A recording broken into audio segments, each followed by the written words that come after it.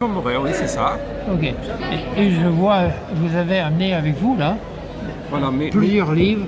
Voilà, mes trois derniers romans. Mes trois derniers romans. Mais j'ai cru comprendre que vous ne faisiez pas que l'écriture, vous êtes un artiste complet, vous faites de la peinture, de la musique. J'ai fait une formation artistique, j'ai fait les beaux-arts à Orléans et je dessine et je peins depuis toujours. Et je dessine... Depuis toujours, quand vous étiez enfant également. Ouais, enfant également. Voilà. Et c'était ma première passion et l'écriture est venue après.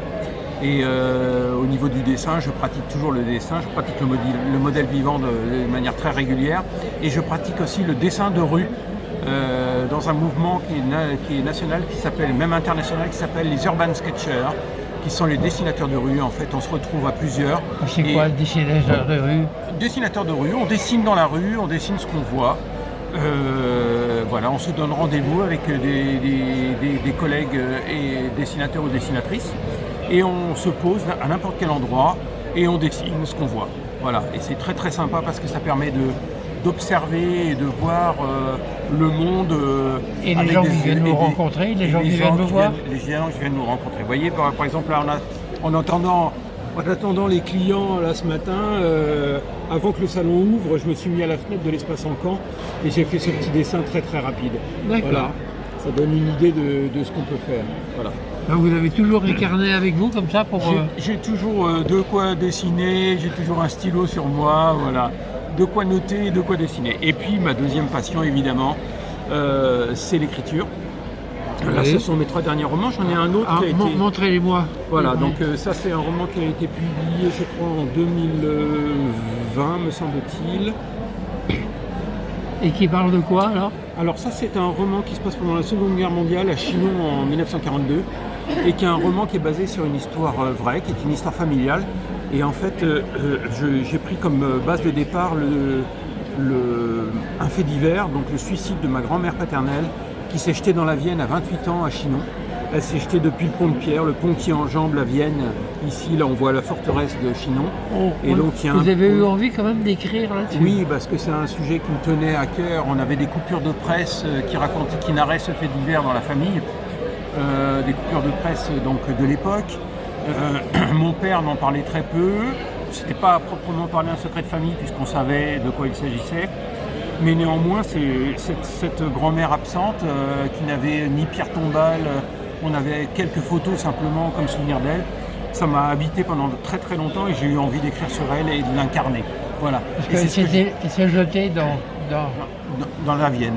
Dans la Vienne et on a retrouvé son corps. Non, jamais. Non, voilà, on n'a pas retrouvé son corps. Voilà.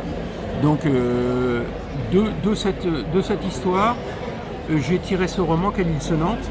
Et donc, Quelle île sonnante revient sur les quelques mois qui ont précédé son suicide et on va suivre le parcours de cette femme.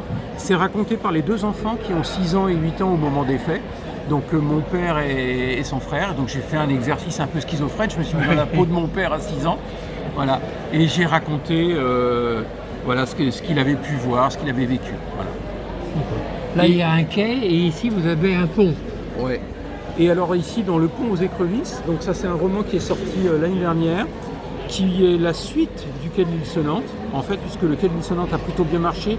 Et donc mon éditeur, La Bouillonne, c'est un éditeur de Châteauroux, éditeur régional, il m'a demandé la suite. Et donc j'ai écrit Le Pont aux Écrevisses, où on va suivre à nouveau les deux enfants, les deux héros du Quai de l'île sonnante. On va les retrouver, on va les suivre jusqu'à la fin de la guerre, jusqu'à la libération. Et on va suivre notamment le parcours de leur papa, qui va s'engager dans la résistance. Voilà.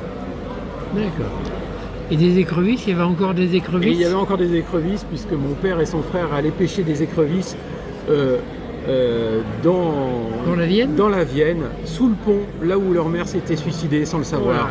Voilà, parce qu'ils ne le savaient pas encore. Mais je ne vais pas vous en dévoiler trop. Et c'est Le Bus de Voltaire, donc c'est un roman qui se passe dans le monde de l'art, que j'ai situé aux Beaux-Arts de Bordeaux. Voilà. Et qui a 3 personnages principaux.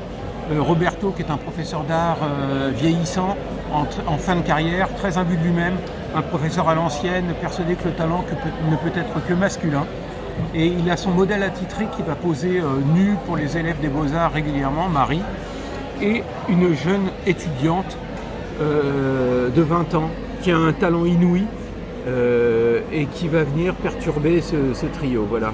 Alors, ce dessin-là, effectivement, c'est pas Voltaire, c'est sans doute la jeune étudiante. Alors le titre, le buste de Voltaire, c'est un petit clin d'œil parce que dans les écoles d'art, vous savez, on dessinait d'après les antiques, comme on dit, c'est les plâtres. Donc on avait des reproductions des grandes œuvres de sculpteurs qui servent de modèle comme ça aux élèves pour apprendre à dessiner. Et il y a notamment le buste de Voltaire de Houdin qui est très connu, avec son petit sourire narquois. Et bon, j'en dévoile pas trop, mais ce buste en plâtre va jouer un rôle important dans l'intrigue. Voilà. Ok. Voilà ce que je peux vous dire sur ces 3 romans. Ok, parfait. Et le prochain ? Alors le prochain, il va être un peu autobiographique et il va sortir normalement cet été, je l'espère. Voilà. Et à base de dessin également, non ? Alors on parlera d'art évidemment, parce que dans tous mes romans, on parle toujours de la peinture et du dessin, voilà. Mais non, ça sera un roman un petit peu plus politique. J'en parle pas plus alors. Voilà, pas pour le moment en tout cas. Ok, merci. Merci beaucoup, merci à vous.